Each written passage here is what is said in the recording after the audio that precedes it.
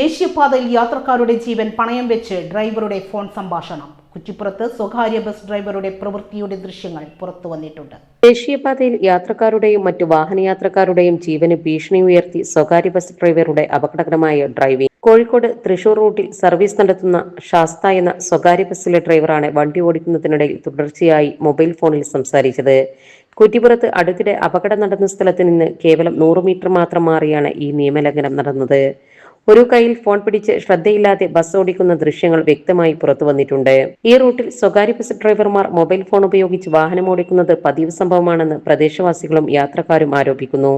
വലിയ അപകടങ്ങൾ നടന്നിട്ടും അധികൃതരുടെ ഭാഗത്തു നിന്നും കർശന നടപടികൾ ഉണ്ടാകുന്നില്ലെന്നാണ് നാട്ടുകാരുടെ പരാതി.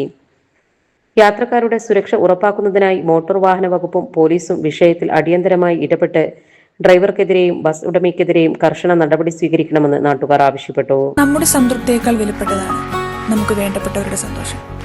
പരിശുദ്ധമായവ ഹൃദയപൂർവ്വം സമ്മാനിക്കുമ്പോൾ നമ്മുടെ സന്തോഷവും ഇരട്ടിയാകും. Dubai golden diamonds, pride of generations, India, Oman, Bahrain.